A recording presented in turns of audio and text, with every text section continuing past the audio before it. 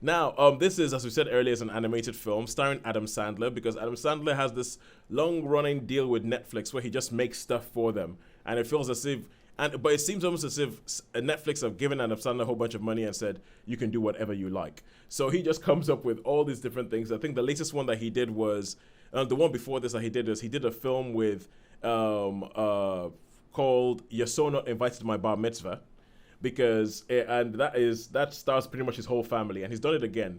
Pretty much his whole family are in this, voicing characters in minor roles. But the whole point about this is that there's this Leo. Leo is a lizard, and he's in a school class. I think it's in fifth grade in America. He's in a fifth grade school in America. So him and his friend Squirtle, who's a turtle, a tortoise, voiced by Bill Burr. They live in this glass, and they live their whole lives in this glass, and they watch all the kids, and because they observe all the kids, they know all this stuff. So the thing starts, and the thing comes in, and they're like, a new class. Ooh, well, that's the kid who has divorced parents. Look how they're clinging on to the teacher.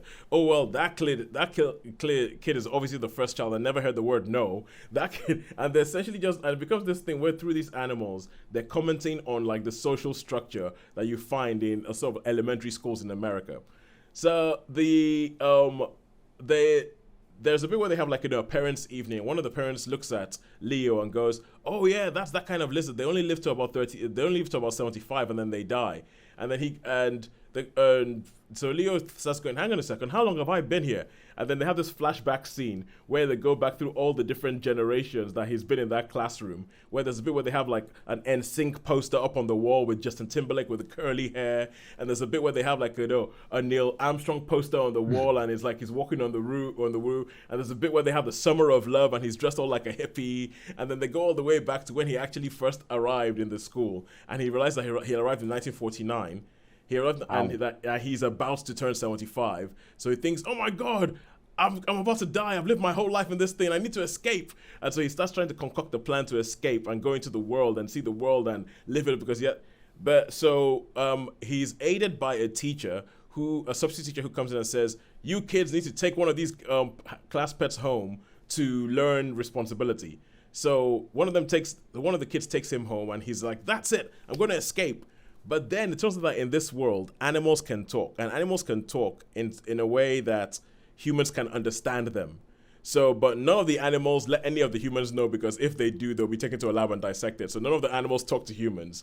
But he starts talking to the kids and starts helping the kids with their problems. So it's like, "Oh yeah, you're having this whole thing. I've been in this box for like 75 years. I've seen a whole bunch of stuff with human experience. I can help you." And so he starts telling, but he does it. But he tells all the kids, "No, you're special. You're the only one that can hear me." So all the kids now start clamoring to be the one who takes him home and everything like that, because he helps them out, and it becomes this sort of like heartwarming thing where it's all about him helping out all these kids to sort out their life issues, whether it's whatever they have going on at home or anything like that. And so with that, it's kind of like it's the family movie you would expect, with a little bit of weirdness in that the animals can actually talk to humans. And the fact that like his friend Squirtle starts getting jealous because it's like, well, the kids love you. I can give advice too, and then tries to give advice that goes horribly wrong and all that. And then the teacher gets the substitute teacher gets. So there's plots that goes on. There's all stuff that goes on. If you ever saw the film, what was it called? Rango? No, not Rango. Not Rango. It's another Netflix film. It is Lin-Manuel Miranda voices a Kinkajou. It's set in Cuba. And good Lord, I blanked on the name of that film. But anyway, that other Netflix film, it puts me in that film because this also ends up in Florida, ends up in the Everglades, ends up with the whole thing of like, it goes crazy. There's a bit where a school bus gets hijacked by kids because they have to go save a lizard that's in the Everglades that was dropped off there by a teacher that got...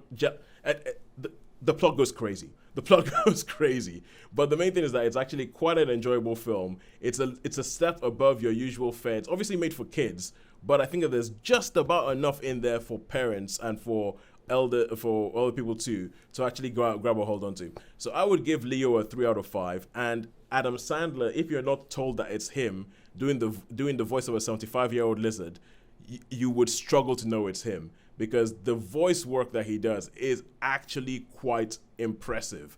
where he sort of goes, "Oh, best since Miss Bilecki in 1975," and it's like, you're kind of like going, "Okay, is that?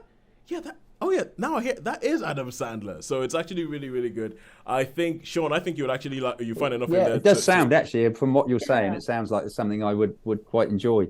Yes, yes. So, I mean, obviously not Sharon because it's animated and therefore it's kryptonite. So, but oh no, I think it would be a 3. It would be a 3. It's a very good solid 3. It's nowhere near a 4 for me, but it's a good solid 3. Not disappointing. We've watched it a couple of times because my daughter wanted to watch it again. But hey, I wasn't complaining. no, well, that's good news. That's good news. I wasn't complaining. It's one of those things I would do. All right, so because we need to